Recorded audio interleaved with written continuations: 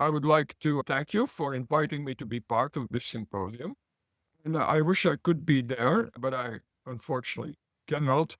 So this is an opportunity to share some of my view on the topic of renewal and corporate purpose through the lens of what I call strategic leadership. So there is other lenses that you could use to discuss this, but I use the lens of what I call strategic leadership, and therefore I will have to explain what I mean by strategic leadership. Since I put together some slides, maybe we could use those to structure the conversation. You may notice that I still have an accent. I am originally from Belgium, but I've been a long time here at Stanford, the Silicon Valley. When I was writing my book about Hewlett-Packard, which came out in 2017, which was 16 years of, in other words, longitudinal research of the Hewlett-Packard company, it struck me that what I was discussing was something I had learned from a physicist who won the Nobel Prize in chemistry in 1977, Belgian, so that's why I sort of knew about him, who wrote a book called From Being to Becoming. And so I thought what I am doing in my book is really describe the process of strategic leadership that helps an organization to evolve. Basically, shape that process involved of being to actually becoming. So, in order to situate book or company relative to what goes on in Silicon Valley, I developed a typology of company foundings. If we can show this for a moment, then I will say a few words about it. Right, so what are the key variables drive the development of new companies? First, the founders must have a purpose. Sometimes that purpose is short-term financial, and many of our MBA students at Stanford want to develop a company, and they not necessarily want to spend the rest of their careers running that company. They want to create value, financial value, capture some of that, and then move on. So that's a short-term financial purpose. There's nothing wrong with that. Then at the other extreme, there are founders that want to really develop a company that is going to be for the long term. They want to create basically an institution. So they are basically organizations that are going to be there for the long term. So I thought that's one way you can think about purpose. Short-term financial versus really long-term institute. As a strategy teacher and researcher, I'm always interested in what is the adaptive capability, distinction between high and low.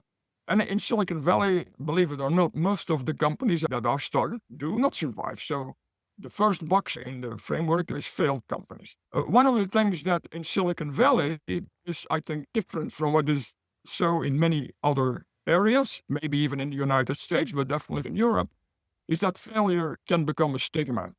In Silicon Valley, failure is viewed as a source of learning. It's easier to learn from failure than from success, because in the case of failure, we usually know, oh, we should have done this or we should not have done that. In the case of success, success tends to be, as we say in science, overdetermined. So there is more variables than you need to explain it, and it's very hard to know which ones are really deterministic. And then we have the ones that are actually short-lived but successful. I call them built for exit. So that's one category. Then there is the other category, which is the long-term institute. And there, I must say, if you study the Fortune 100 list over long periods of time, which I did once between 1965 and 2005, by 2005, only 19 of top 100 companies were still on that list. There is a tremendous amount of churn, even in those institutional companies. Finally, I got to a box in which I could put Hewlett-Packard, which I call long-lived companies, and I call them built to become. I came to the conclusion through my research, built to last is a very good way to describe physical systems. We maintain them so that they would last forever, if possible. But social systems only continue to live beyond a certain amount of time. If they are able to change, they last only if they can become. Thank you so much, Robert. for this typology. I think it helps us to structure the thoughts about the different importances of purpose for organizations. I'm just wondering, how would you define purpose? Well, as you will see in my material, I rely a lot on a book written almost 70 years ago by Philip Selznick, which is one of the most brilliant books about these particular aspects of organizations. I think the two things that are key are that the purpose always reflects value. These values are based on a distinctive competence. In other words, I have something that I can do that will create value for people. And this thing that I can do, make sure that what I do is informed based on that distinctive company. And my value system is I want to do this in a way that is good for the world, that I can contribute to. In the case of HP, for instance, the purpose was, as David Packard had liked, was to always be able to make a technological innovation contribution that was distinctively different. But so that was the, if you want, the institutional purpose of Hewlett-Packard. But he was not a sentimentalist. He knew that HP could only continue if it was able to generate enough revenues, net revenue, that would be able to grow profitably in a way that its shareholders wanted it to continue to be independent. That would be the foundation. So now I'm asking you, Robert, what are the aspects that strategy can contribute to actually those long lived companies? So, all those companies that are built to become. My next slide shows two things. The first one is that I strongly believe strategy for me is a mentality, is the thinking that drives action to be successful in competition and collaboration. Strategy is maybe the most important thing that we have to gain and maintain control over our destiny. And then I come back to the non-sentimental foundation of this. For a public company, maintaining control of destiny depends on remaining relevant by continuing to provide value to customers that generates sufficient profitable growth and related stock market returns. Shareholders continue to support keeping the company independent. So, Robert, why is corporate purpose so relevant for strategic renewal? I approach this through the lens of strategic leadership, and that's not the only lens in which you could approach that. So it's a very modest, relatively narrow perspective that I provide, but it's one I've given a lot of thought. Here is what I wrote. It means is to create an institution that is infused in its day-to-day behavior with long-run meaning and purpose. In other words, people in the organization know what they can do. They know what they must do in order to continue to be able to do it. They know what they stand for. Why are we doing this? Why am I a member of this in this company? Then I'm saying strategy making is really about the internal and external forces that have the potential to materially affect the company's destiny. Actually, Andy Grove and I used to call that the ability to deal with strategic dissonance. So that is the strategy making process that supports the continued pursuit of purpose in large, effective organizations.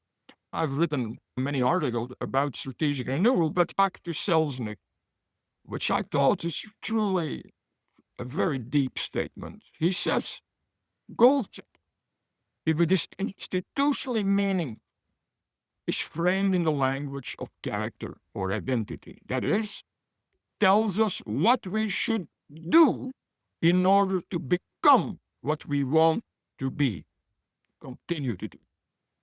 And therefore, a decision to produce a new product or enter a new market, though it may set goals, is nevertheless irresponsible if it is not based on an understanding of the company's past and potential character.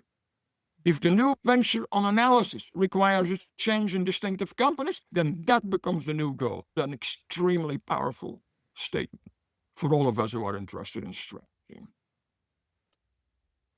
Thanks. And would you say IBM, Intel, or even HP had this purpose idea very explicitly in mind? I think they discovered it. Yes. I wrote an article that was published in the SQ in 2002, which is called Strategy as Vector and the Inertia of Coevolutionary Lock-in. The great danger for very successful companies is that they lock in with the environment in which they are extremely successful. Why is that? Well, if they are dominant, they make most of the money. That doesn't leave much money for other players in the ecosystem. How do you support as strategic leaders the capacity to let your competency base evolve so that you can do new things? Would you say that when we refer back to the idea of purpose guiding day to day behavior, this is something you found to be especially relevant in how strategic leaders think and act together? I'll give you an example from Intel. So Grove told me, and he was CEO then, he said, when we made a transition from semiconductor memory company to microprocessor company, I noticed that there were some senior executives in the company that did not move the execution of the strategy. It was not that they didn't understand it or disagree with it. It was simply that they were not enthusiastic. And so I had to replace these executives, put them in positions where they could not slow down progress. Some of them did not like that and they left. We were unhappy that they left, but I had to do it. I said, Andy, that's really, really fantastic, really deep example. How do you maintain purpose in the face of lack of enthusiasm? And I said, you could only do that because the strategy was clear. How do you know whether someone is executing forcefully? I don't know. How will you know? So it's only because there is clarity that you can actually also pursue purpose. So the role of the CEO, I think, and successive CEOs over time, is to bring those two together. It's clarity of strategy and maintain purpose. That's very difficult. What are the implications of purpose for strategic renewal? I don't know whether other colleagues in your symposium quote this statement from Peter Drucker: culture eats strategy for breakfast. If culture eats strategy for breakfast, it may eat your technology for lunch and the company for dinner. So that's a failure of strategic leadership. You must manage culture as opposed to having culture managing you. So I go through these things to the last point, because you are also interested in renewal. In my work, I think what I consider to be one of the most important phenomena that I have discovered early on in my research is what I call strategic context determination. How does the strategic context for something there is no strategic, because it's new. How does it get determined? Top management's responsibility in that process to timely continue to support or timely abandon autonomous strategic initiatives. Those are initiatives that do not fit in the categories that currently define the corporate strategy. That's why they're potentially innovative. That stretch or change the company's distinctive competence and seek to amend the corporate strategy. Again, it brings me back to what is the distinctive competence? And how would you describe the function of having a clear purpose for pursuing a strategic renewal? Well, I'll give you another example. Right? So I for many years, was teaching and leading the Stanford executive program when I was running it 160 or so top executives from all. And I remember when I was teaching the strategic leadership course in it, in the break, a very senior executive from General Motors came to see me and he said, but how do you cascade the purpose? And how do you know that it's the right one? I had never thought about that until that very moment. But here is the answer that I gave him in real time. I said, well, I believe if you cascade the purpose down in the organization, especially in the face of shame, the response of the people deep in the organization should be, but that's what we were trying to tell you all along. As opposed to, huh? That's a very powerful thing.